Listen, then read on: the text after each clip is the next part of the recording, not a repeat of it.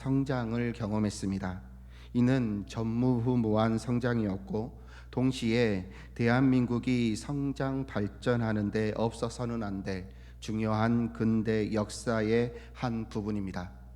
성도는 새벽 기도로 대한민국을 깨웠고 또한 철야 기도를 통해 대한민국의 하루를 마무리했습니다. 대한민국 곳곳에 교회가 세워졌고 동시에 수많은 성도들이 하나님께 나와 예배하는 예배자로 세워졌습니다. 그러나 곳곳에 세워진 교회를 두고 비판하는 목소리도 있습니다. 그렇게 많은 교회가 필요하냐라는 것이죠.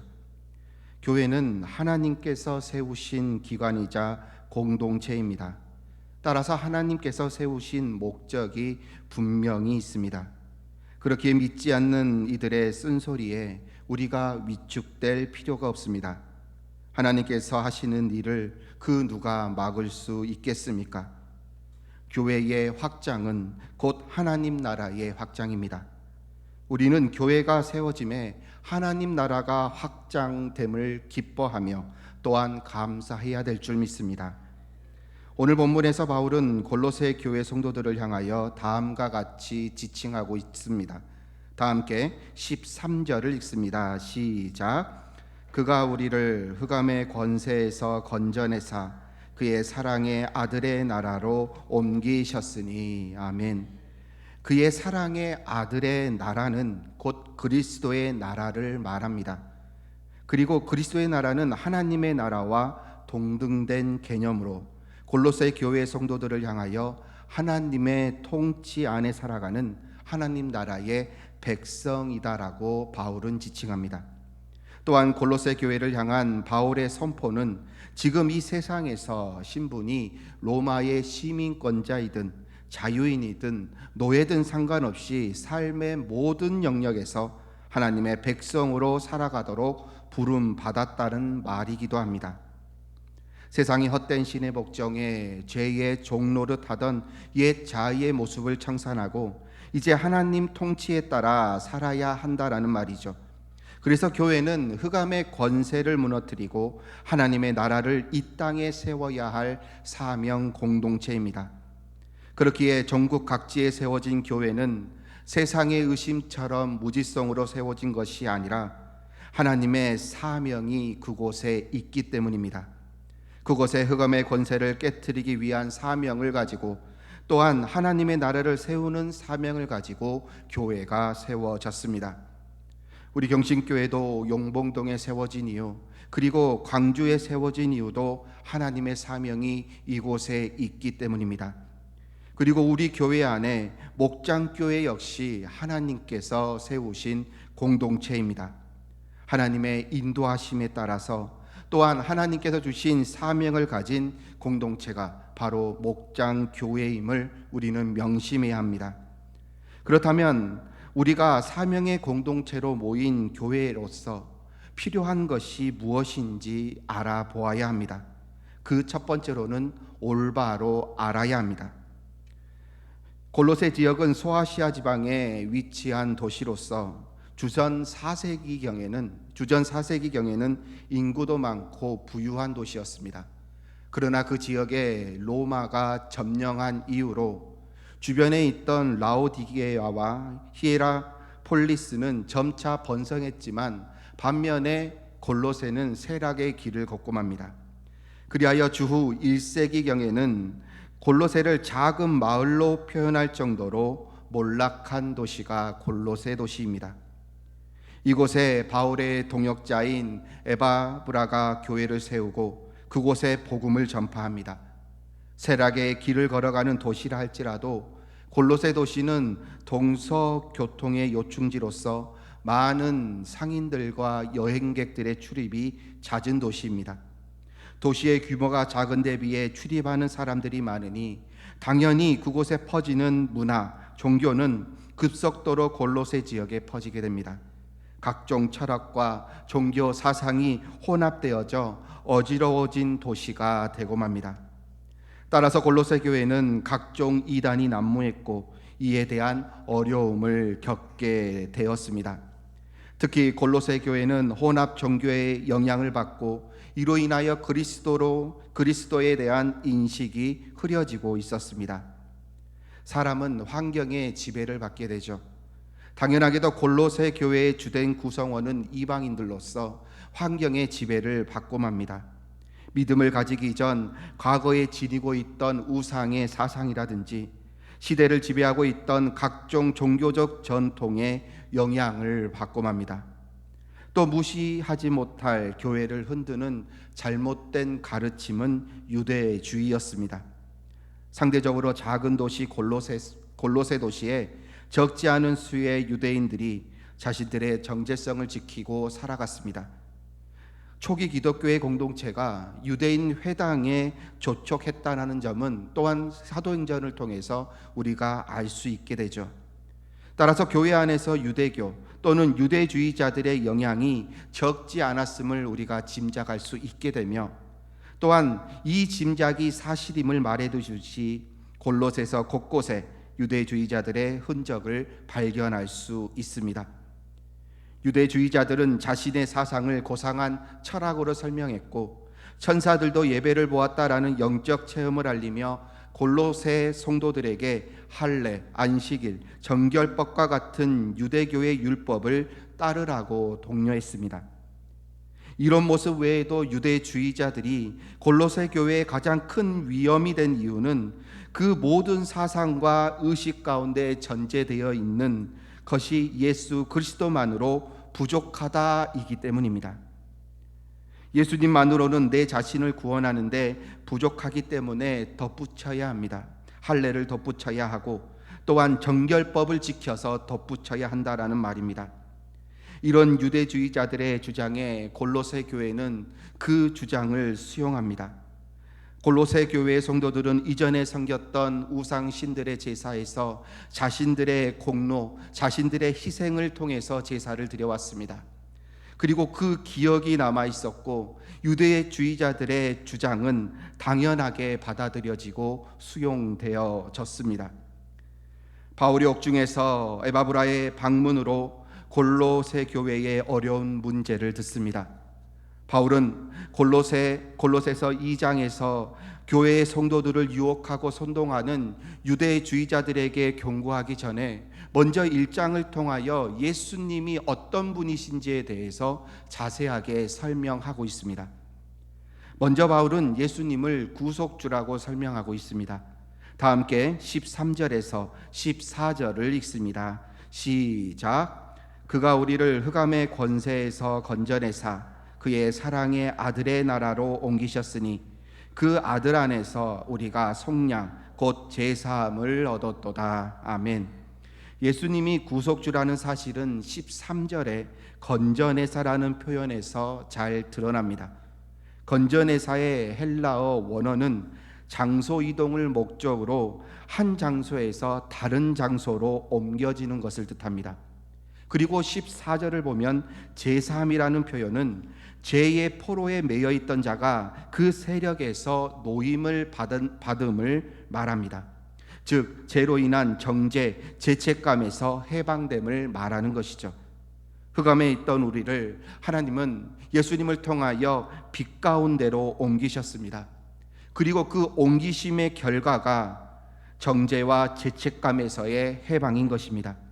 이 모든 것을 이루시기 위하여 예수님은 피로 그 값을 지불하셨습니다. 그렇게 예수님 한 분만으로 우리는 죄의 모든 무거운 짐을 다 버릴 수 있으며 흑암이 아닌 빛 가운데 거할 수 있게 된 것입니다. 다음으로 바울은 예수님을 창조주로 소개하고 있습니다. 다 함께 골로새서 1장 16절을 읽습니다. 시작. 만물이 그에게서 창조되되 하늘과 땅에서 보이는 것들과 보이지 않는 것들과 혹은 왕권들이나 주권들이나 통치자들이나 권세들이나 만물이 다 그로 말미암고 그를 위하여 창조되었고 아멘. 길고 구체적으로 설명하고 있지만 핵심은 이것입니다. 다 예수님을 위해서 창조되었다라는 것입니다. 이는 곧 예수님이 창조의 주체로서 모든 만물은 예수님으로 인하여 존재하고 예수님께서 붙들어 주지 않는다면 한순간도 지탱할 수 없다라는 것을 뜻합니다.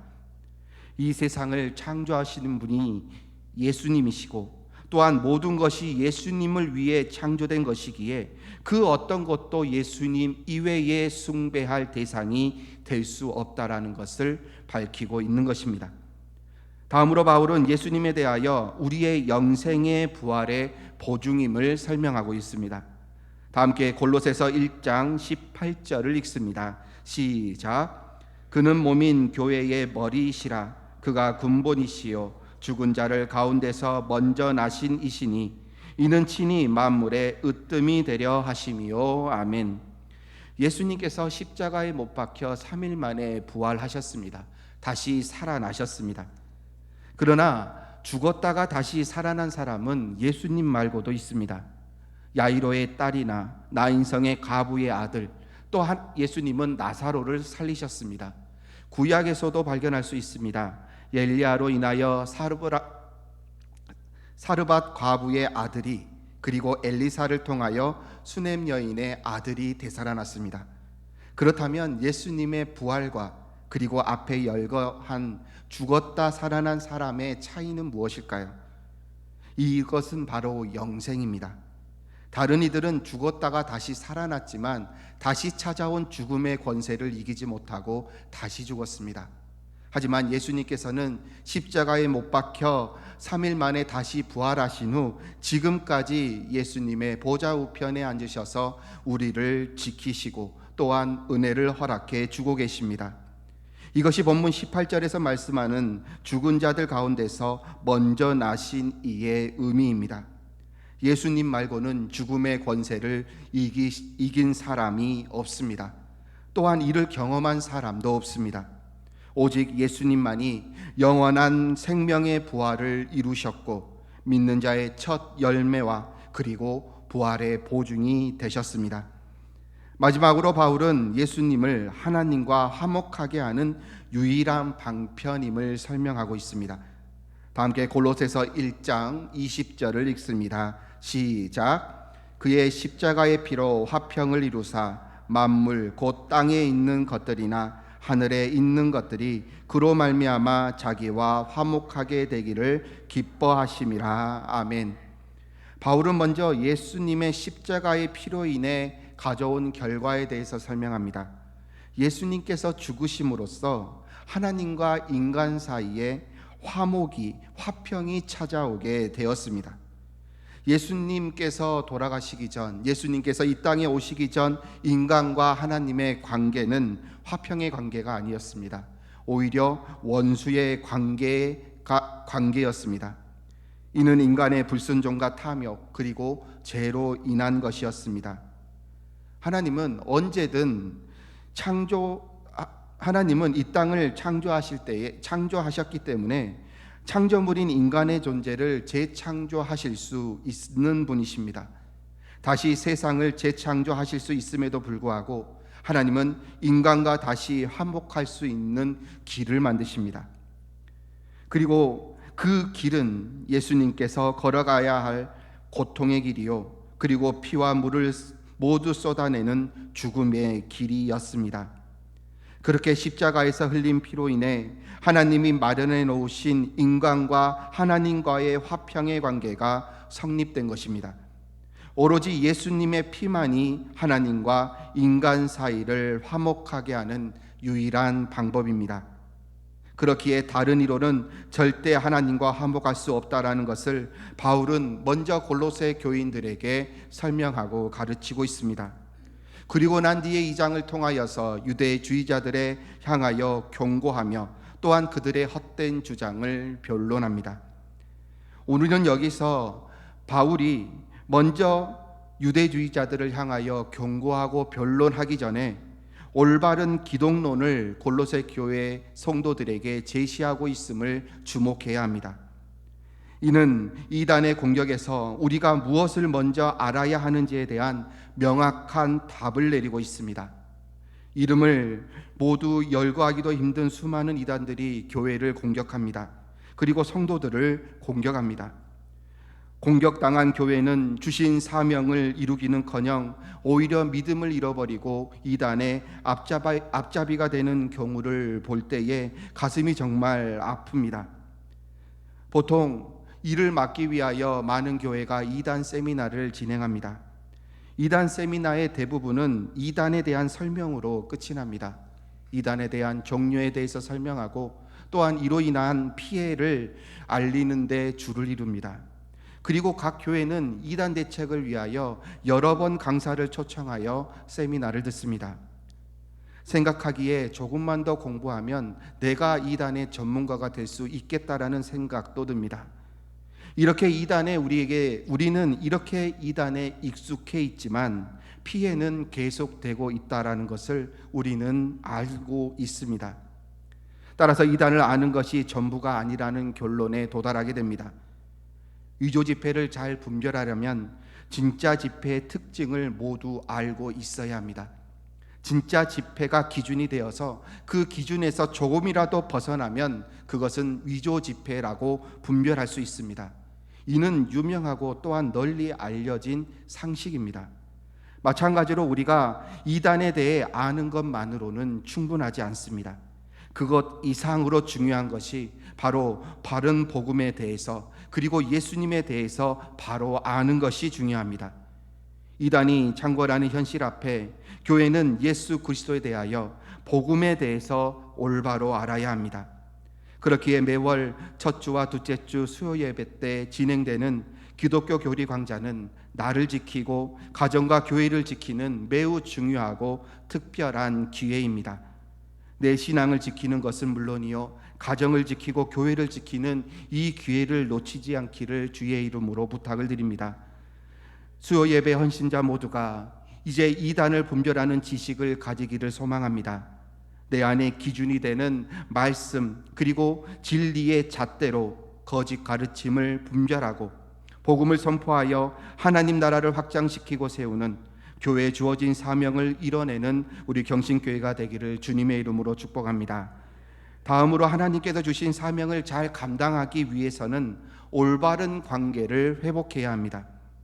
신앙은 인간은 누구나 죄인이라는 사실, 그것을 인정하는 데서부터 시작을 합니다.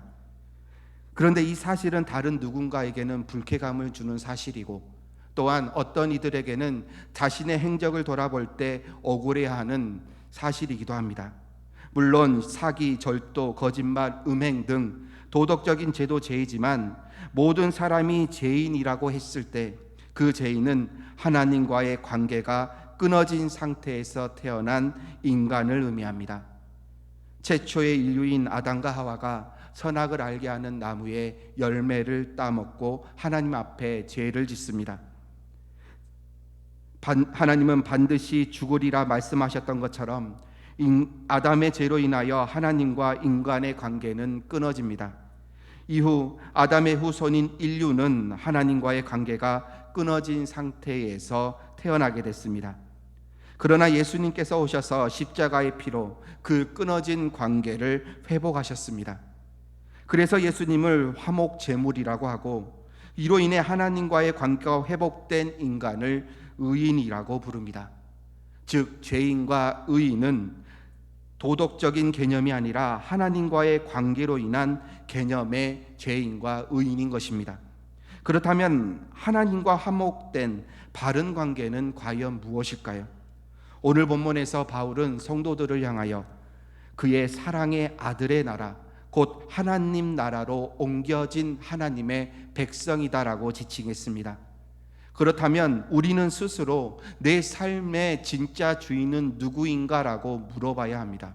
내가 하나님의 백성이라면 하나님의 명령에 따라 하나님의 뜻에 따라 내 삶의 주인이 하나님이라는 것을 인정했다라는 것인데 내 삶의 영역을 볼 때 내 삶의 왕은 정말 하나님인지 아니면 세상이 여전히 내 안에서 왕 노릇하고 있지는 않는지 물어봐야 합니다.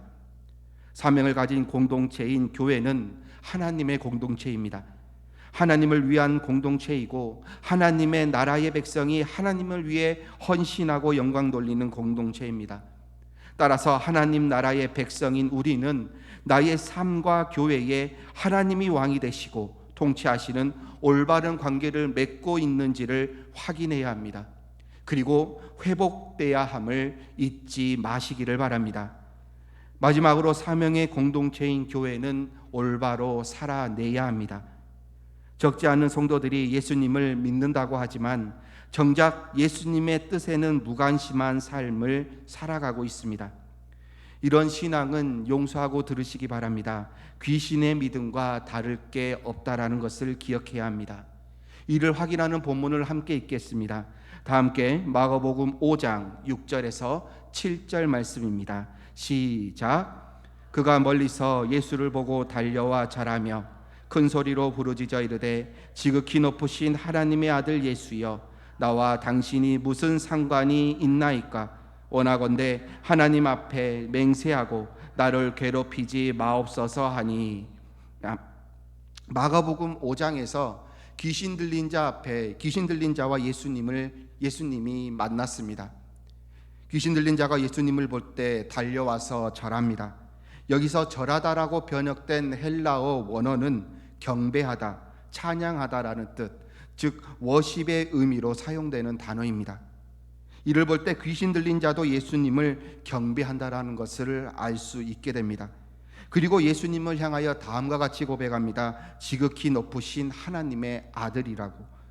마귀도 예수님이 누구인지에 대하여 지식을 가지고 있고 또한 그는 예수님을 경배하기도 했습니다. 지식이 있다고 해서, 그리고 경배한다고 해서 정작 그는 하나님 나라의 백성이라고 부를 수 없습니다. 왜냐하면 정작 귀신은 다음과 같이 고백합니다. 나와 당신 무슨 상관이 있나이까? 라고 고백합니다. 경배하고 지식이 있다고 해서 다 하나님 나라의 백성일까요? 마가복음 본문에서 보듯이 귀신도 예수님을 경배할 줄 알고 또한 지식도 있는데 정작 예수님과 아무런 상관이 없습니다. 버림받은 존재요, 멸망할 존재일 뿐이죠. 스스로 자신은 하나님과 상관없다고 내버려 두라고 말하고 있습니다. 마가복음의 본문은 우리에게 큰 경고의 메시지를 주고 있습니다. 성도 중에 예수님을 모르는 사람이 있을까요? 예수님이 누구인지 아는 사람 중에 예수님을 예배하며 경배하지 않는 사람은 없습니다. 그런데 정작 삶 속에서 육신의 정욕을 위하여, 탐욕을 위하여 하나님께 나 좀 내버려 두세요라고 지금의 삶을 지키려고 합니다. 예수님과 무관한 삶을 살아가려고 합니다. 바로 이런 모습이 귀신의 믿음에 불과하다는 것을 기억해야 합니다. 우리는 예수님을 그리스도로 고백합니다. 그리스도는 기름 부은 자를 뜻하고 왕을 뜻합니다. 다시 말해 예수님을 그리스도로 고백한다라는 것은 그분을 왕으로 인정하고 그분의 통치에 따라 사는 백성이다라는 것입니다. 오늘 골로새서의 말씀처럼 우리를 성량하시고 우리를 그리스도의 나라로 부르신 것은 우리가 그분의 통치 아래 살아가야 할 사명을 주신 것입니다. 우리 하나님이 원하시는 것은 율법 준수가 아닙니다. 성령의 능력으로, 성령님의 조명하심으로 그 뜻을 알고 그 뜻을 따라 살아가기를 원하십니다.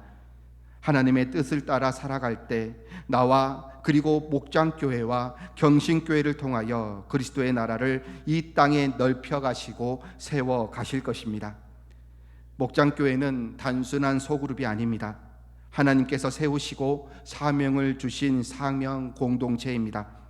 그렇게 오늘 내가 예수님에 대하여, 복음에 대하여 바로 알아야 합니다. 그리고 하나님과의 올바른 관계를 회복해야 합니다. 동시에 하나님의 뜻에 따라 살아내는 경신교회 성도 여러분들 되시기를 주님의 이름으로 축복합니다. 하나님 나라의 백성의 헌신과 기도로 목장교회가 활성화되고 이제 목장 분가를 통하여 열매 맺기를 소망합니다. 이로 인해 100배의 복을 받아 부흥하는 우리 경신교회가 되기를 주님의 이름으로 축복합니다.